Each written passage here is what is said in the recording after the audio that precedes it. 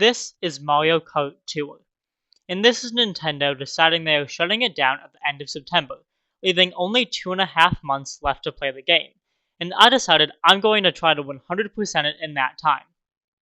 That means unlocking all 48 characters, 219 costumes, 340 carts, 238 gliders, using all 62 items, counting the different plus variants, and racing on all 547 tracks and 5 battle maps, all in only 2.5 months.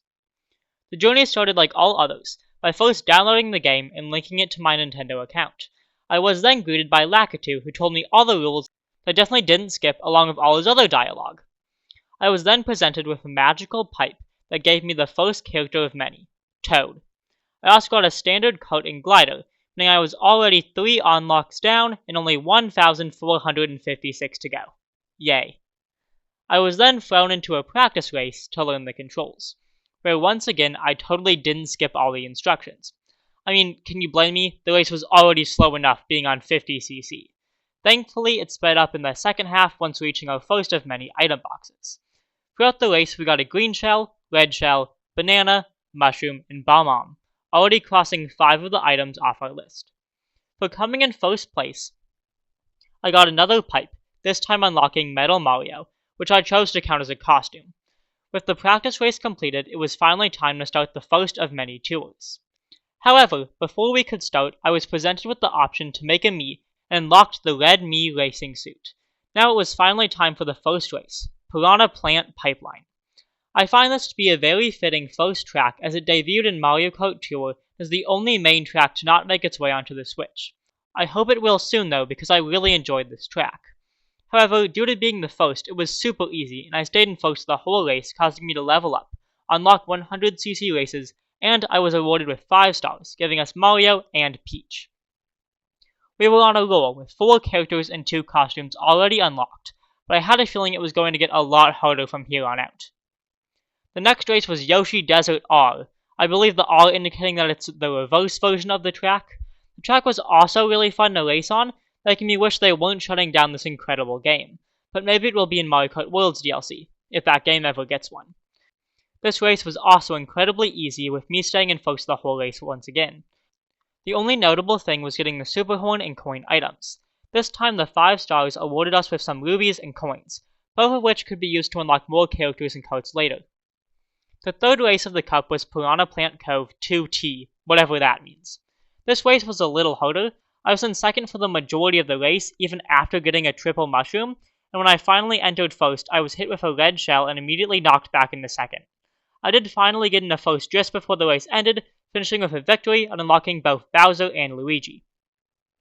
The last race of the cup was less of a race and more of a challenge, where I had to play as a certain character and cart combo, so I got to play as Lemmy despite not having him unlocked. The first challenge was super easy, and I got almost double the number of jump boosts needed, winning all 3 stars. However, since I wasn't actually racing on this track and the game didn't even tell me the name of it, I didn't count it to our total. With the final cup complete, I was given 150 rubies to celebrate and gained access to the shop, which appeared to have different characters to purchase each day or week.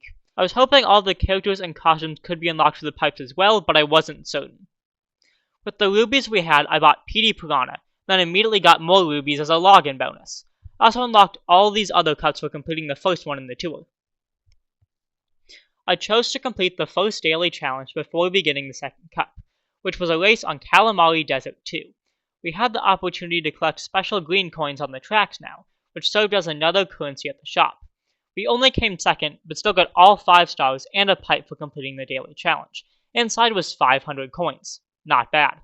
And apparently that challenge also counted as completing the first race in the second cup, as it featured the same track, awarding me with 10 pipes. The awards included a Bomb-Omb Parafoil, Minion Paper Glider, Blue Flower Glider, Piranha Plant Parafoil, Morton, Baby Luigi, Baby Mario, another Baby Mario, which just increased the level of our first, a parachute, and the Egg 1 cart. I was also given the opportunity to replay the races in the first cup for a bonus 300 coins, and the ability to collect more green coins, an offer I couldn't refuse. I did get the boomerang while replaying Piranha Plant Pipeline, but otherwise there was nothing to note. I went back to the shop to use my new coins and the rest of my rubies on some more unlocks. I bought the Piranha Pipes cart, Piranha Plant Balloons glider, Gold Petey Piranha costume, Koopa Troopa, and the Birthday Girl cart. I also chose to buy a pipe and got whatever this item is. I don't know, it looks useless. I went back to complete the second cup, but my footage for the Dino Jungle R and Sunset Wilds T races didn't save. I would have re-recorded them, but, well, that's a problem for the next episode. Luckily, they weren't that notable, but the stars did cause me to unlock Daisy and Donkey Kong. The challenge for this cup was a time challenge with Monty Mole, something I am usually very bad at. I completed the race in just under a minute and 45 seconds, but it was only enough for 2 out of the 3 stars. However, these stars were still enough to unlock Wario and Yoshi. With 2 full cups completed, it was time to retire for the day. A total of 15 characters, 3 costumes, 6 tracks, 9 items, 4 carts, and 7 gliders, bringing us to a grand total of 44 out of 1,459 items, or just above 3%. If you enjoyed this episode and want to see more of this challenge, consider hitting the subscribe button to never miss when a new episode in this series comes out. With that, I hope you have a great rest of your day. Sincerely, Switch.